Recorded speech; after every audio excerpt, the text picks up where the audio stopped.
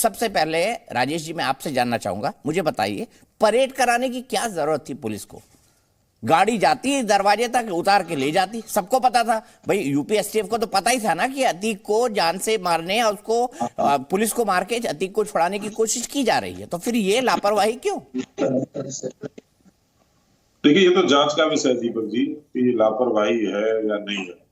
अतीक एक बहुत बड़ा क्रिमिनल था, हत्यारा था, अपराधी था, बहुत लोगों को उसने अपने जीवन में मारा होगा, ये तो बात ठीक है। उसकी गैंगवार था, दुश्मनी बहुत सारे लोगों से रही होगी, पर उत्तर प्रदेश पुलिस को जो उस समय उचित लगा होगा, उनको लगा थोड़ा सा दूर पैदल जा सकता है तो उसको ले गए होंगे।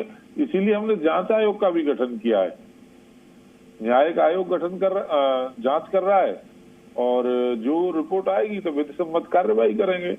एसआईटी अलग से जांच कर रही है। हत्या हुई है, एक हत्यारे की हत्या हुई, इसमें कोई संदेह नहीं है। कहीं ना कहीं किसी न किसी की लापरवाही होगी, और लापरवाही होगी तो जांच में सामने आएगी। आज हम यहाँ बैठ करके इस समय नहीं कह सकते कि क्यों उसको पैदल ले गए थे, क्यों ये निकाला था। तो बड़े विद्वान अधिकारी उसकी जांच कर रहे हैं और जल्दी ही रिपोर्ट आएगी दीपक जी। ठीक है, आपने कहा विद्वान अधिकारी जांच कर रहे हैं, राजेश चौधरी जी रिपोर्ट आएगी। सुनील सिंह साजन साहब, आपकी पार्टी ने तो इनकाउंटर के कुछ देर बाद ही कह दिया था कि भाई ये इनकाउंटर तो जो है ये फर्जी था, तो ये अधिकार आपके पास था, न्यायालय बन गए हैं अखिलेश यादव या आपकी पार्टी वाले लोग कि सीधे बता दें कि भाई इनकाउंटर फर्जी था? साजन साहब बताइए। देखिए दीपक जी, समाजवादी पार्टी ने अतीक हो या अशरफ हो, उनके पक्ष में कोई बात नहीं की है। उनको जिस तरीके से मारा गया उस तरीके पर सवाल खड़ा किया। नहीं, पहले तो और वही पे बाद में जाए सर। पहले तो ये बताइए कि आपने 1 घंटे के अंदर ही कैसे बता दिया कि जो उसके बेटे गुलाम और असद का, उसके बेटे असद और गुलाम का जो इनकाउंटर हुआ वो पूरी तरह से फर्जी था? आपने कुछ ही मिनटों में बता दिया। अखिलेश यादव जी ने ट्विटर पर सार्वजनिक घोषणा कर दी थी। नहीं, कहा क्या कह दिया था? यही कहा था कि इनकाउंटर फर्जी है। और उस प्रदेश में माफ कीजिएगा, गुलाम और असद का। अरे सुन लीजिए, ठीक बात है। देखिए, हम अपराधियों के इनकाउंटर पर कोई सवाल नहीं खड़ा कर रहे हैं।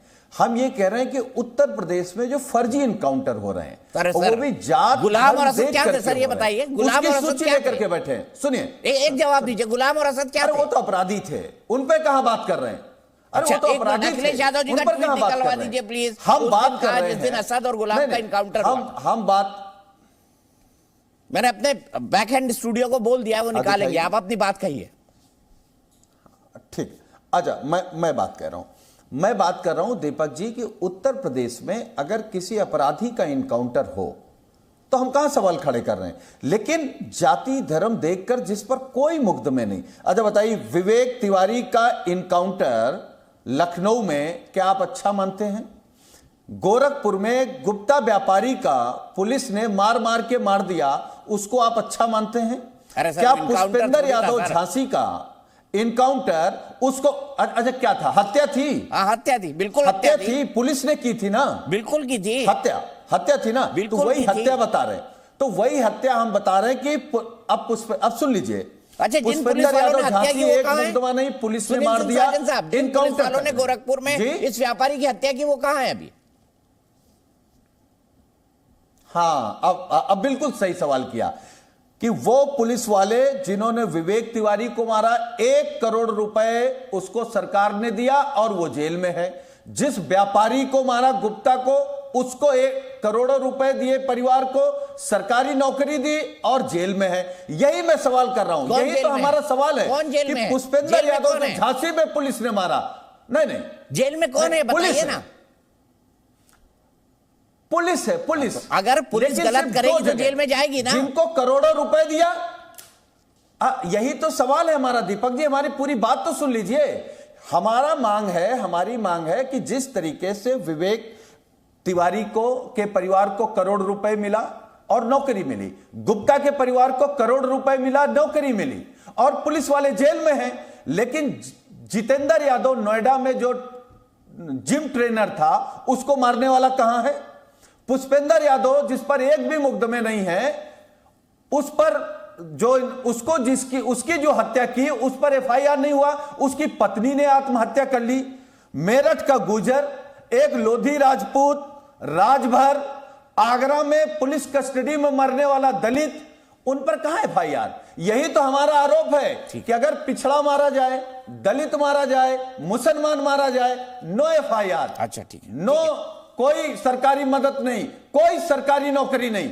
यही तो सवाल है फर्जी इनकाउंटर पर। और अगर आप अपराधी मार रहे हैं, कोई सवाल नहीं अपराधियों पर। लेकिन हमारा वो देश है दीपक जी जहां कसाब जैसा आतंकी पकड़ा जाता है और कानून सजा देती है और पूरा देश उसके खिलाफ खड़ा होता है।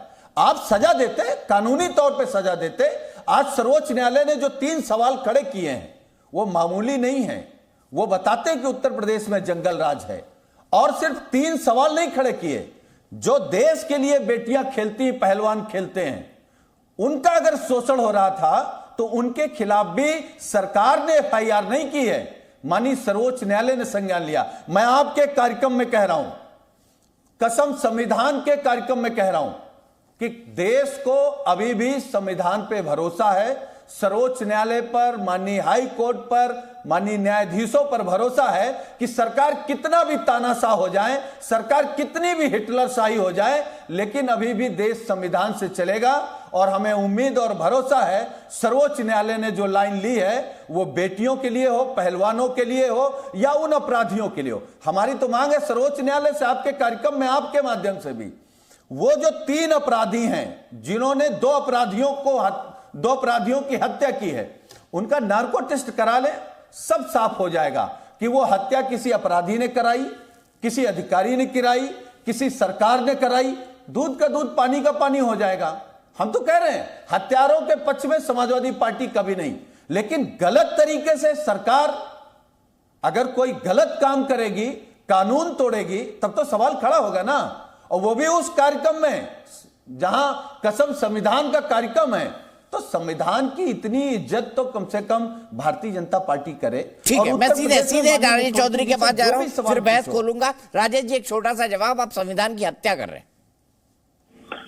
देखिए, मुलायम सिंह जी उत्तर प्रदेश के मुख्यमंत्री थे, एक नारा दिया उन्होंने, बोल हजूरे अल्लाह बोल, और मीडिया की ये हालत कर दी उन्होंने। अखबारों को छपने से रोक दिया, जगह जगह अखबारों को बढ़ने नहीं देते थे, उनके दफ्तरों पे हमले हुए, जहां प्रेस में पेपर छपते थे वहां हमले हुए। तब इमरजेंसी नहीं लगी थी, आज आपको इमरजेंसी लग रही है। आपके पक्ष में कोई, आपके विरोध में कोई न्यूज छाप देगा, पक्ष में नहीं छापेगा। आप इस तरह से मीडिया पे हल्ला करेंगे, आंदोलन चलाएंगे, वो नहीं था कि उसको नहीं बोलेंगे। अच्छा, दूसरा मैं पूछना चाहता हूँ सुनील जी से, आप ये बताइए वो रडार कौन सी है जिसकी रडार में अखिलेश यादव ये देख लेते हैं कि ये एनकाउंटर फर्जी है और ये एनकाउंटर असली है।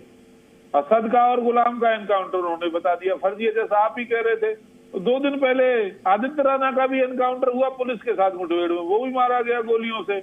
उसको भी देख लो जरा, अपना रडार घुमाइए ना वेस्टर्न यूपी की तरफ। अब वो चूंकि आदित्य है तो इनकी रडार पे आएगा नहीं, वो तो असद ही आएगा।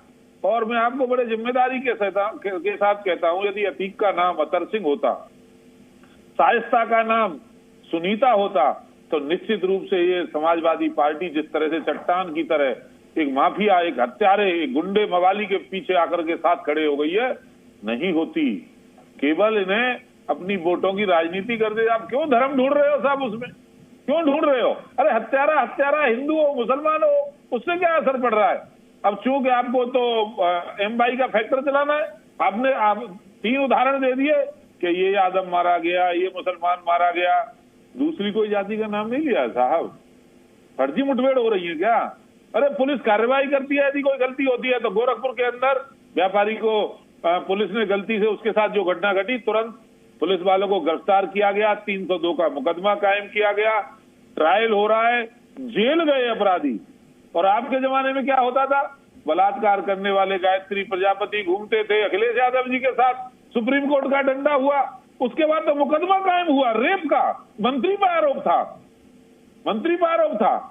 और आप प्रवचन कर रहे हैं यहाँ बैठ करके। 6 महीने लगे थे FIR दर्ज होने में। अच्छा